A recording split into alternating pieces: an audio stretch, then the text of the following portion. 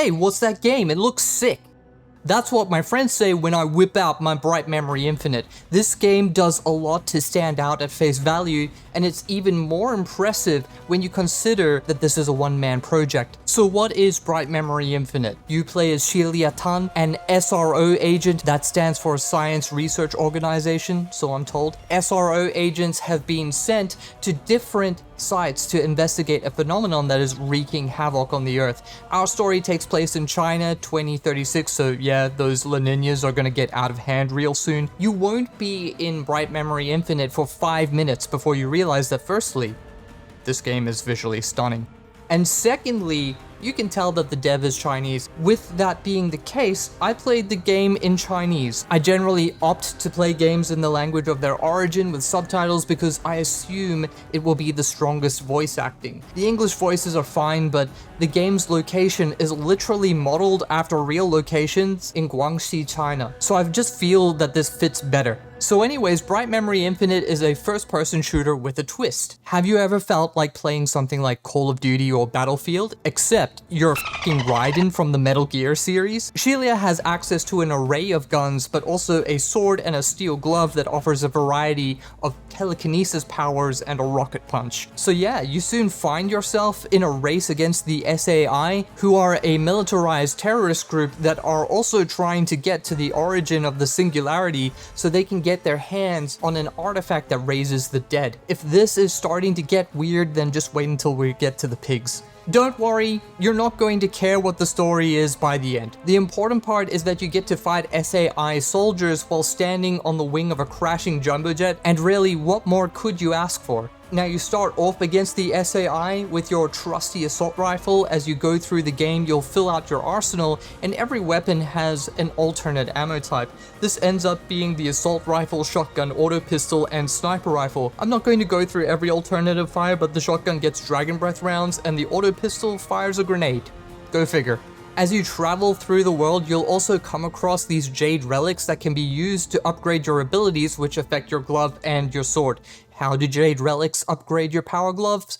Don't know, but the upgrades are ridiculous in the best ways, so I hardly care.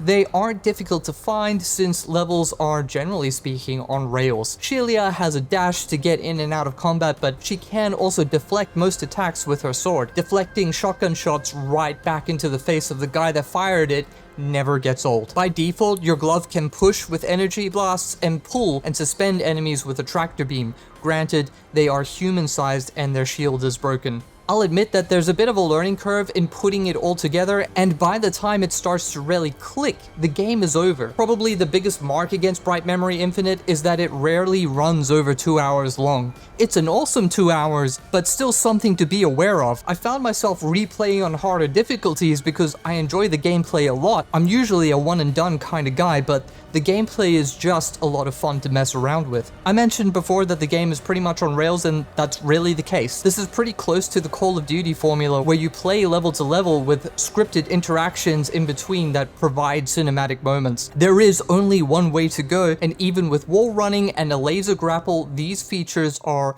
reined in to a singular path that the game wants you to take. Bright Memory Infinite trades off on player choice and open-ended gameplay to really zero in on the spectacle of what's going on, and frankly, it's impressive. But I do sometimes wish that I could wall run during combat, kind of like Titanfall 2.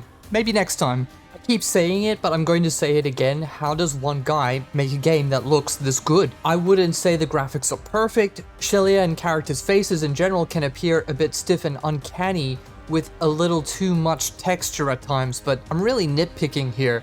I think a stronger criticism is that the enemies do start to give off an asset store vibe after a while. Even after ancient mystical warriors start showing up, it still has this feeling of being a generic set. The bosses have a lot in common with each other, but I think it would be unfair for me to say that they lack in detail. Where Bright Memory Infinite visually impresses the most is probably in the world setting. If you aren't into Chinese temples and mountainous regional villages, then steer clear of this game. Like I said, this is all set and modeled after real places in China, but imagine there's a storm and the wind is blowing the entire time and a lot of the place is somehow on fire. The fire and explosions look amazing in this game since the stormy weather gives a complementary backdrop for these aspects to draw attention. I've never wanted to be set on fire so much in my life. There is no color combination as overpowered as blue and orange, and now that I've pointed it out, you're going to start seeing it everywhere. But it works, and it's well done here. It also helps that there are a ton of effects, and because everything is wet from the rain, there's some light reflection porn going on here with all the glistening. I mean, even the leaves floating around in the wind and the droplets on your screen, they all work together to visually immerse you in this world. In combat, weapons spark against armor, enemies spurt blood and lose limbs at times, electricity dances across the bodies of your enemy, muzzle flares punctuate what otherwise would be a calm rural village. Some might find it a little overwhelming, but it's really a feast for the eyes. These visuals that sell the impact of the combat are also well matched by great sound effects. Your sword sounds light and wisps through enemy flesh, accentuated by blood spill. Deflecting attacks gives a satisfying clang that rings out, putting a smile on your face. The shotgun fires with a satisfying clap as it bucks in your hands. Energy whirs around your glove as it powers up for a rocket punch. I can't really fault any of these. I mean, we're not talking Battlefield 4 levels of sound quality, but it's really well done and it makes all your tools a joy to use. In fact, I normally hate first-person melee combat. It's hard to gauge distance, most first-person games fail to sell the impact, and they usually lack the mechanical depth to be engaging, but Bright Memory Infinite makes it a joy to flick between your different weapons, pull an enemy into melee, hit them with a flurry of strikes, and then blast them away with an energy blast. Anyways, back to sound. Listening to the soundtrack, you're going to be hearing a lot of high-octane orchestral pieces with heavy percussions, while traditional Chinese instruments with trill melodies cascade over the top.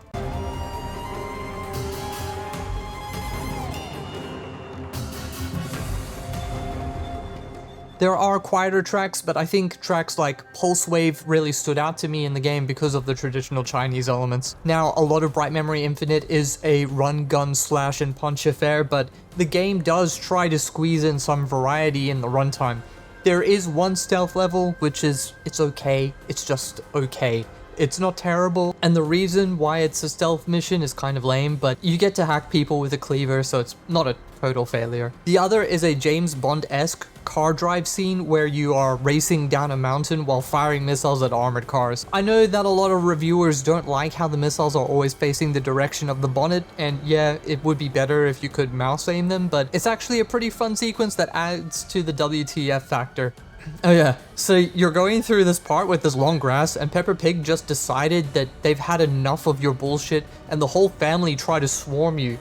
It's a bit of a weird moment and a little bit of a head scratcher. At a stretch, I could have believed a stampede of a variety of animals that are stampeding away from the singularity, but this is just a coordinated strike against mankind that kind of makes you wonder. Anyways, let's talk about bosses. Most of these are duels with a fallen general named Tian Yu, who is a character from the Three Kingdoms period in China that wants the singularity to flood the earth so it can start anew. Or some bullshit. There are also a few giants and some Chinese golems in the form of guardian lions that will try and grind Shelia into bread. And they're not the only ones that want to grind Shelia.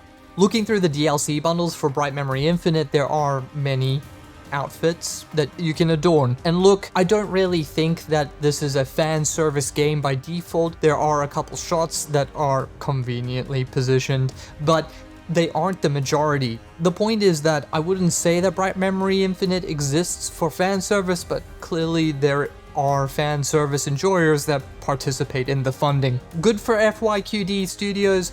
Hope they use the money to expand on what they've done here because they have a slice of something that's truly special, and I think that the only thing that stands in their way is resources. So, is Bright Memory Infinite a good game? Well, what is here is excellent, but I know that some people really value game time, and even though there is a story here, it's a little all over the place and sort of amounts to a vertical slice more than a full game. I think this would be an easy recommend if there was some type of replayable content with progression, rather than just going through the different difficulties for skins. That said, if you look at what's on offer here, $28.95 Australian dollars is a little over the price of lunch for 2 hours of quality entertainment, maybe more. So if that sounds worth it to you, then maybe you should pick this one up. gun to my head and it's a pistol grenade launcher, I give Bright Memory Infinite a 6 out of 10.